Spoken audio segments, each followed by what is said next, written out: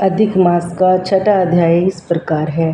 श्री नारायण बोले, हे नारद, पाप रहित अधिक मास को लेकर भगवान विष्णु के गोलोक जाने पर जो घटना हुई वह हम कहते हैं, सुनो। इस गोलोक के अंदर मणियों के खंभों से शोभित सुंदर पुरुषोत्तम के धाम को दूर से भगवान विष्णु देखते हैं। इस धाम को तेज और बंद हुए नेत्रों वाले विष्णु धीरे धीरे नेत्र खोलकर अधिमास को अपने पीछे कर धीरे धीरे धाम की ओर जाते हैं। अधिमास के भगवान के मंदिर के पास जाकर विष्णु अत्यंत प्रसन्न हुए और उठकर खड़े हुए द्वारपालों से अभिनंदित भगवान विष्णु पुरुषोत्तम भगवान की शोभा से आनंदित होकर धीरे धीरे मंदिर में गए और भीतर जाकर शीघ्र ही पुरुषोत्तम कृष्ण को नमस्कार करते हैं।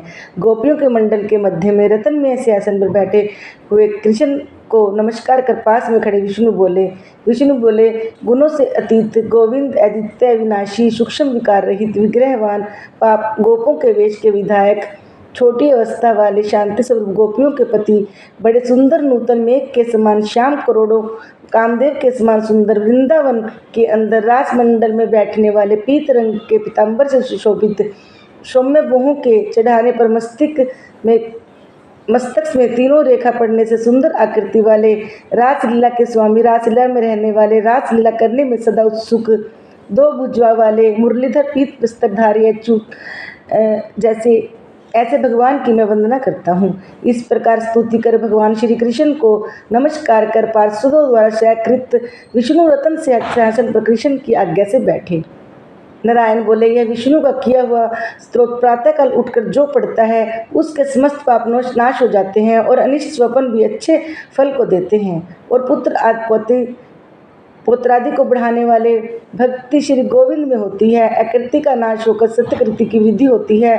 भगवान विष्णु बैठ गए और कृष्ण के आगे कांपते हुए अधिमास को कृष्ण के चरण कमलों में नमन कराते हैं। तब श्री कृष्ण ने विष्णु से पूछा, यह कौन है, कहाँ से आया है और क्यों रोता है?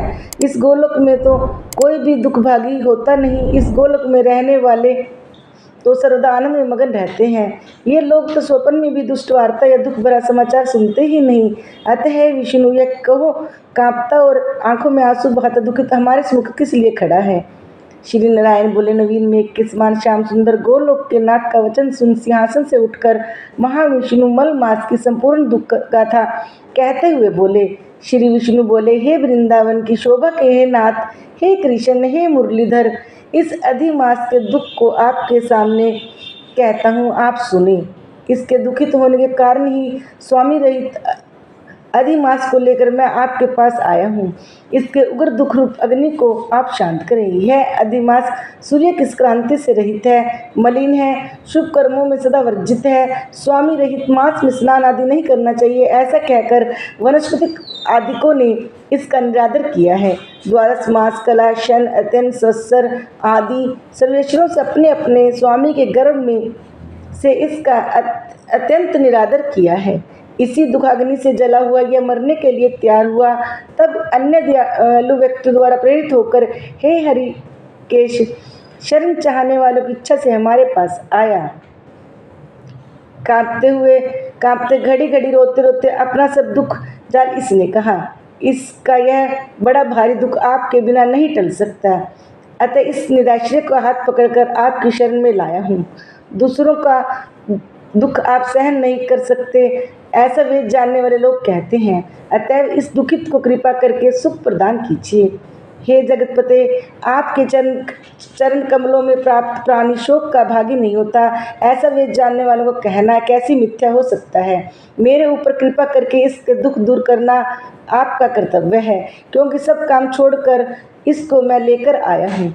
मेरा आना सफल कीजिए। बारंबार स्वामी के सामने कभी भी कोई विषय न कहना चाहिए, ऐसी नीति के जानने वाले बड़े बड़े पंडित सर्वदा कहा करते हैं। इस प्रकार आदिमास का सब दुख भगवान श्री कृष्ण से कहकर हरि कृष्ण के मुख कमल की ओर देखते हुए कृष्ण के पास ही हाथ जोड़कर खड़े हो गए।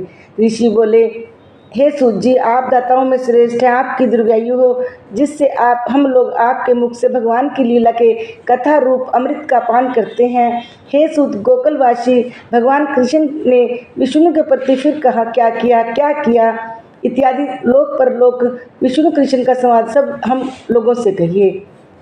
परम भागवत नारद ने नारायण से पूछा, हे सूत, आपको इस समय हम लोगों से कहिए। नारद के प्रति कहा हुआ भगवान वचन तपस्वियों के लिए परम औषधि है। इसी प्रकार छठा अधिक मास का छठा ध्वज संपन्न हुआ। बोलो पुरुषोत्तम भगवान की जय। बोलो हरि कृष्ण भगवान कृष्ण की जय। बोलो उमा शंकर महादेव की जय।